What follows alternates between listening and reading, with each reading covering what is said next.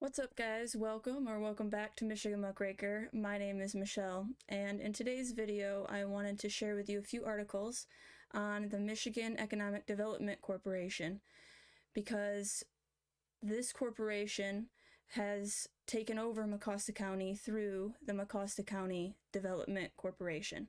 So the MEDC is the head of the snake, so to speak, and the MCDC, Mecosta County, is just a smaller group that they have control over. And that group has control over the supervisors in the townships that are in charge of this electric vehicle battery manufacturing plant, component plant. So without further ado, I'm going to jump into this first article. That comes out of mackinac.org, and it is from 2017, but the MEDC has been around for a while, and the secrecy has been around for a while. So legislators who promote transparency should start by disclosing corporate welfare deals. MEDC secrecy patronizes lawmakers and the public. And this is the reason why the supervisors of the townships signed an NDA. Because MEDC loves their secrecy. Because they think that they know better. On Wednesday, February 1st, a bipartisan group of some 70 state House members announced that they would support a package of bills to reform Michigan's Freedom of Information Act. That could mean more transparency for taxpayers and voters. That is good news. But there is more to be done, and lawmakers should start by opening up the Michigan Economic Development Corporation to more sunshine. I'm sorry about my dog. The MEDC is the state's Department of Corporate Welfare. It takes hundreds of millions of hard-earned dollars from millions of Michigan taxpayers each year and bestows favors on a few select companies. It also spends tens of millions supporting its own expensive bureaucracy. The failure of MEDC programs to create and maintain new jobs for the state can be proved, which perhaps explains the department's desire to keep its records secret. MEDC officials routinely Sorry, don't know that word. I gotta look into that. Research and reporting by thwarting requests for information. Which, with them using all our taxpayer dollars, we shouldn't have to beg for information. That pisses me off. You should just give it freely. You're taking our money and doing what you wish with it, which I don't agree with, but that's what you're doing. At least tell us exactly what you're doing. Give us time to do research and see if we want that in our area. But that's the thing. These people don't care what our idea is, what we want. They make plans. They give us a little bit of time just for the illusion of choice, the illusion that they care, but they push it through as fast as possible. The deal was almost done before they let the public know, and that's how it's done over and over again because of the MEDC. MEDC officials, down here. As I've recommended before, the MEDC should be shut down in its entirety, but short of that, it should at a minimum provide more information to the public about how it spends their tax dollars. The MEDC employs a dark methodology when it comes to analyzing its programs.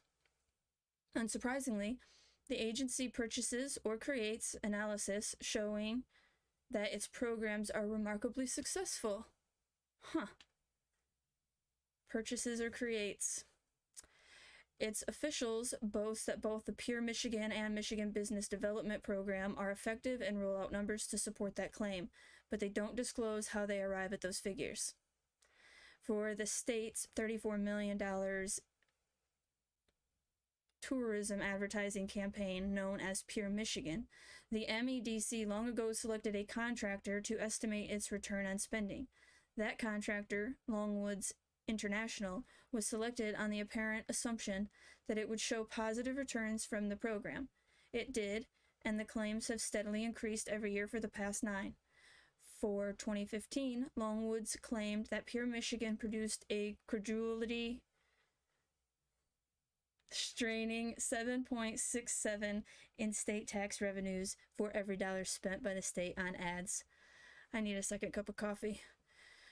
What it hasn't shown is precisely how it calculated these figures. The contractor refuses to do so, and the MEDC seems perfectly happy keeping this information from the public.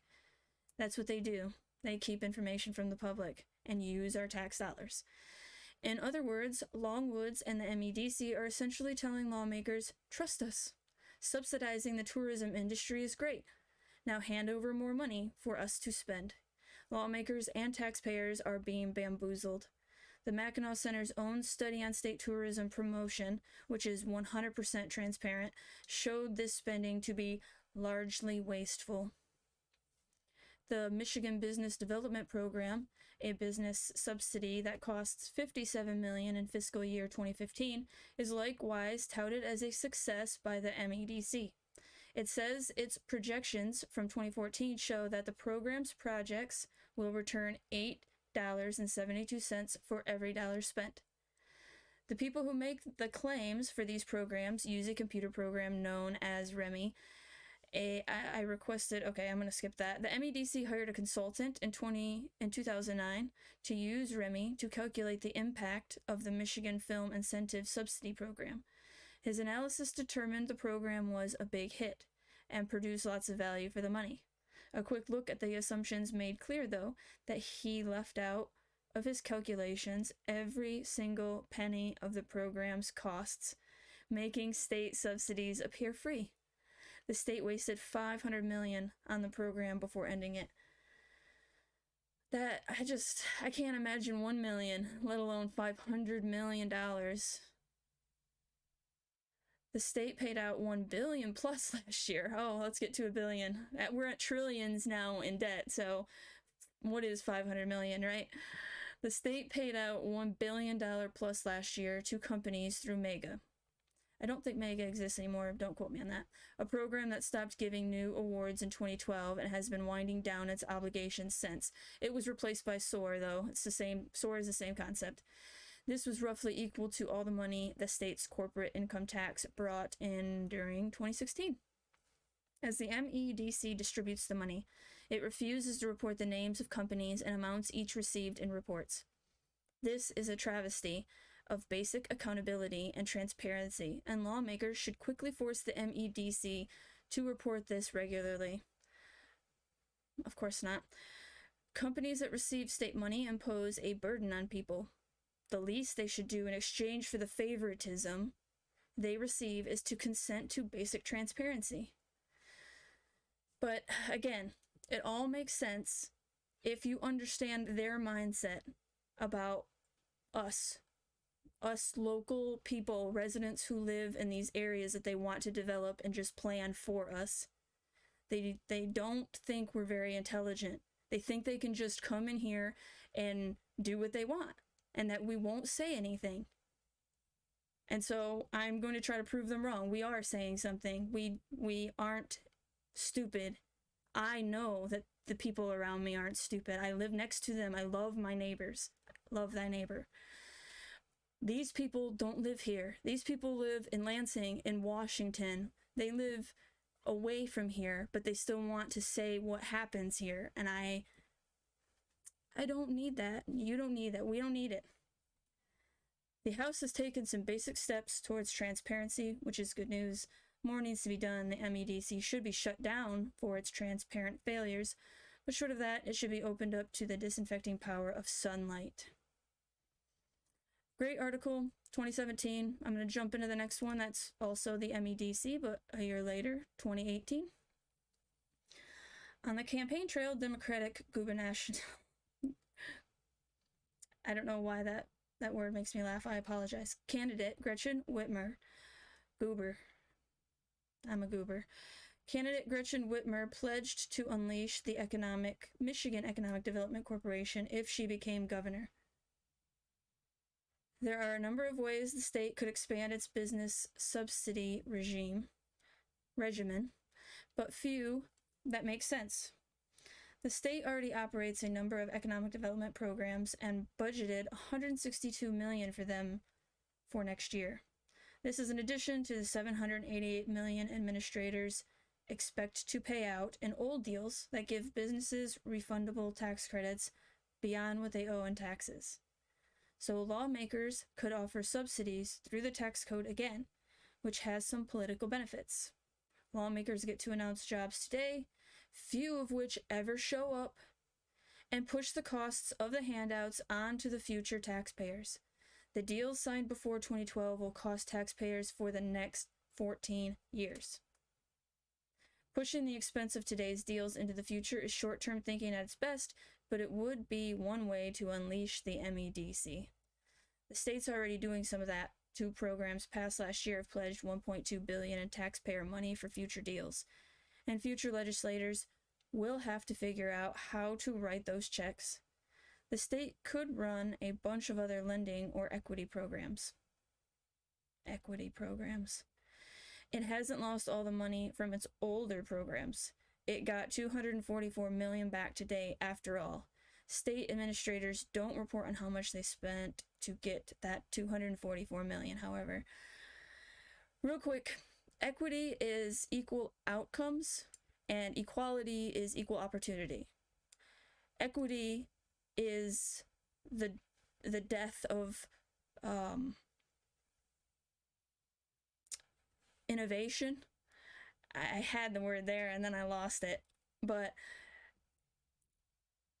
equity is terrible for anybody who wants to strive to be great at whatever it is, music, art. And equality is what we want. We want equal opportunities. If I work harder than the person next to me at the same thing, I should have more success. Whether that's money, I don't care, or just more praise. Whatever success looks like to you. To me, money is not success. It could be praise. It could be whatever positive thing, positive outcome. I'm sorry, I'm getting back to this. Went on a rant. Maybe Whitmer wants to do something other than ramp up tax credit, lending, or equity programs. Whatever she wants, note that it won't be a tested way to grow the economy and justify taxpayer costs. Unleashing the MEDC is not about creating a conducive business environment to foster broad-based economic growth. It's not about being a good steward of taxpayer dollars. After all, the state's reporting still doesn't show how much these programs cost and how many jobs taxpayers have gotten for them. No, unleashing the MEDC is about politicians delivering money to select business owners, and that's an idea that ought to be put on a short leash. And the fact that our government is trying to give taxpayer dollars to Chinese business proposition, that should bother you. Whatever you think about war with China, it should be something that you are weary of. To sell, it doesn't matter if it's China or Germany or France or Sweden. It does not matter which country it is. We shouldn't sell our land to another country, period. It's ours. All right, 5 reasons to end the Michigan Economic Development Corporation. It was set to expire in 2019. Unfortunately, it did not expire. It got renewed.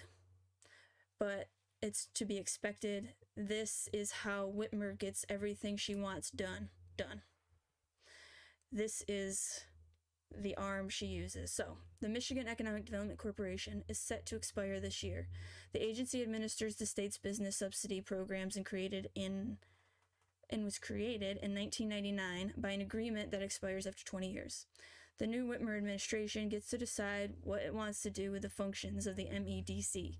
Most likely, the duties will be transferred to another arm of state government, but the state's business subsidy regimen deserves to go away without replacement, and here is why. Corporate handouts are expensive. The state budget for business subsidies and administration is $281 million, but that's not all that gets spent. The state also spent $1.2 billion in subsidies approved during the last legislative session. And taxpayers are still liable for $7 billion in subsidies approved during the Engler and Granholm administrations. The costs more than the tax cuts.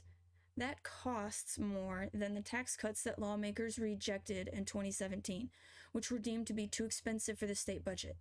Or this money could be used to fix the roads. It's just a matter of priorities. Again, that's the problem. The government, the big government, centralized power is deciding what to do with the money, and it's not to fix the roads. And yet, there's been rumors about toll roads in Michigan so that they could finally fix the roads. They don't get enough money from us. I think it's time for them to stop taking and taking and taking, and we start holding them accountable. What are you doing with all the money you take from us? What are you doing with it? Fix our roads, please. Put money into fire stations. Put money, make firefighters' wages an incentive for people to want to be firefighters. It's a tough job. And if you don't get paid adequately, I mean, in this area, it's volunteer firefighting. That should not be. Business subsidies are kept secret from taxpayers. The state is bad at showing what taxpayers get for their business subsidy money. It's not all bad. There are a lot of mandated reports, and the state should get credit for posting their monthly board information packs online, which helps explain what subsidies and other assistance is provided to companies. And while the state provides information from some programs about how much taxpayer dollars have been spent and how many jobs were created, it is absent from others, so there's no final accounting about what happened to taxpayers' money. Within the MEDC annual reports, 135 pages, you won't find a single explanation of how much was spent in 1 year or what taxpayers got in return. And some basic information goes unreported. Taxpayers cannot be told how much each of the companies receiving the $7 billion in taxpayer funds from the older programs get. The state considers this confidential tax information, and lawmakers change this policy. Yes, Mackinac.org, I really appreciate the work that you do. I don't know anything about the organization at all, but these articles that I found, they get straight to the point. I appreciate it. Corporate welfare doesn't work. Of course, centralized power will never work. We need to just figure that out. To be fair, though, we need balance. We need decentralization, but obviously not to the point to each individual, because then nothing would get done. So you need some kind of centralization. But this, New World Order, huge overarching government where somebody that lives in Spain can tell me how I should live in Michigan, when we live completely different lives, why would we have the same rules? And so that kind of centralized power is no good. But balance is the key to life, and so you do need some centralization and some decentralization. And these people it's just too much centralization, way too much. The people that pass these incentives often point to other states that offer similar programs. I hate that. Stop looking at other people and what they're doing. Let's focus on cleaning our room here in Michigan, okay? Don't say, oh, that state's doing it over there. We can do it too. How about we do better? But they don't show that the programs improve other state economies. That's because the subsidies tend to leave states worse off, not better. There are real costs to spending money trying to woo business projects, and those costs have economic effects as well.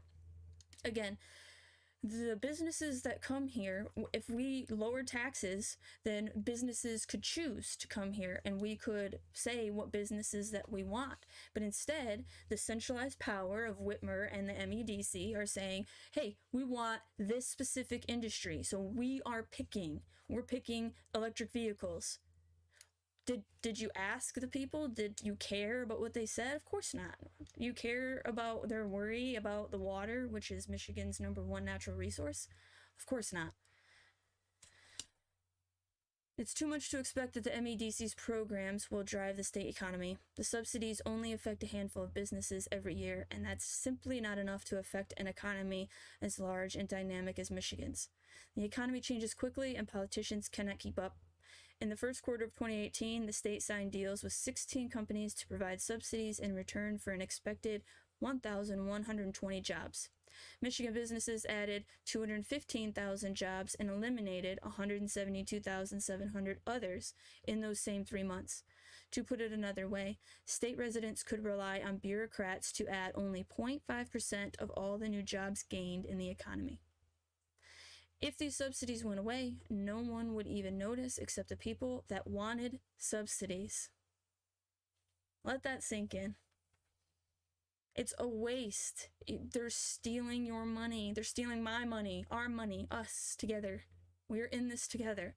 I am just another normal local resident. I just care about where I live. That's it. I love Michigan. I love the people of Michigan. Some of the nicest people in the whole country, right here in Michigan. The state's special interest groups with the most political power tend to guide the creation and direction of the programs that subsidize firms. The politicians that respond to these directions aren't necessarily corrupt, but this is an example of how cronyism concentrates benefits to the powerful. And I have to say that I don't think that these town supervisors are corrupt. I think that they've been sucked into this cronyism, these powerful corporations. The MCDC is a corporation. And so it's hard when you are supposed to be working for the people, and yet you have the MEDC and the MCDC where all the money is, who has control of the money. When you have them right there, like, penetrating our cabinets. I don't know how else to say it. I just feel like when you have such powerful pull, you could lose yourself. That's all. And it's hard. Money is so powerful, and it sucks that it's that way. We should care less about money and more about creating great products and services. And then the money is because you created a great product or service and you deserve it. The goal should not be the money. The goal should be doing something for humanity. And because you did something great for humanity, you get money. But the way it is now is money. I'm doing this for money. And I hate that. I am not doing this. I don't get paid. I have 25 subscribers. I'm doing this because I think it's really important for Michiganders to understand what's going on, to understand that there's this creeping centralized power that's here, and we might have a chance to stop it. I don't know if it's too late or not. So I'm just gonna use my voice and try to inform people, because the first step is awareness, and that's why I'm doing this. Subsidies are incompatible with constitutional principles. As readers can check out in From Prohibited to Permitted, A Legal History of Corporate Handouts in Michigan, for nearly 75 years, the Michigan Supreme Court maintained that the state's public purse can't be spent for a private purpose. Public expenses ought to be spent for the benefit of the public, but lawmakers are prone to confuse someone's private benefit to be something that helps the rest of the state. The decision hasn't been overturned so much as ignored, and there are additional constitutional provisions intended to limit the state's ability to subsidize select businesses and industries. Lawmakers ought to approach these programs with the same kind of skepticism that led to these legal decisions and constitutional amendments. Given all these reasons, a reassessment of the MEDC ought to conclude that its program should be wound down along with the agency. Couldn't agree more. Doesn't really matter though. Governor Whitmer, has, reinstated the power of the MEDC, as we can tell here in 2023, when they are in our backyard. The MEDC controls the MCDC, and the MCDC has a hold of supervisors in the township boards. So, real quick, gonna check the stream. Hello, I have one viewer, I believe. Thank you for joining me. I have one more article that I wanted to share. Just wanted to make sure the video isn't too long. I went on a couple rants, so I am going to get into this last one. Michigan launches New Era Economic Development Fund, but its history is one of failure. October 4th, 2022. So this brings us more up to date. Legislators, Governor Gretchen Whitmer, go all in on select corporate subsidies, attempting to pick winners and losers. The Michigan legislature is spending billions on a program that gives out select subsidies, mostly to large corporations. The SOAR Fund, Strategic Outreach and Attraction Reserve, was created in December 2021 with an initial allocation of $1 billion. It will now receive $846.1 million more. The decision to add more to the fund received widespread media attention, with many accounts reporting on job predictions. Absent, however, was coverage of what similar incentive programs have achieved in the past. Very little. The most comprehensive analysis of Michigan's select incentive programs found that job announcements rarely turn into jobs. Fewer than 20% of the jobs promised when new deals are made public come into existence. Only 2.3%, and that number is going to change because AI and automation is here in a big way. It's in infancy stages, the AI. Automation is more like a toddler, but by the time 2032 rolls around, AI will be a teenager at the very least, and the world will be changed, for good or ill. That depends on us. Only 2.3% of deals produce as many jobs as advertised. While SOAR lacks a long track record, previous efforts have resulted in billions of dollars spent, but very few jobs. Here are the major projects funded over the past 15 years, the amount in subsidies given by Michigan taxpayers, and the results according to official records. Extreme Power in 2009, $106.7 million pledged for 2,500 jobs. 0 jobs produced. 2,500, so that's pretty close to what is being promised for the EV Gotion battery plant. And do you think that you're going to get 2,500? Even if you get 20% of that, but 0. Motown Motion Pictures, 2009, $101.1 million for 3,600 jobs. 0 jobs produced. Fortune Power Cell, $100 million for 300 jobs. 0 jobs reported. MPI Research, 2008, $86 million for 3,300 jobs. 0 jobs produced. Ford, 2010, $78 million for 1,000 jobs. 0 jobs reported. Ford, there's a prime example, something we're going to be dealing with soon. $78 million for 1,000 jobs, 0 reported. Now, they say 0 reported, so perhaps it just wasn't reported. General Electric, 2009, $73.9 million for 1,200 jobs. Latest report, 419. At least that's better than 0, right? $73 million for 419 jobs. That's a great trade, isn't it?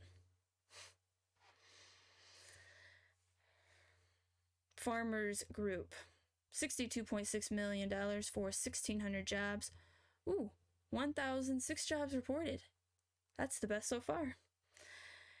I'm going to leave off and go down here. For some companies, especially battery plants, the number of jobs create is uncertain.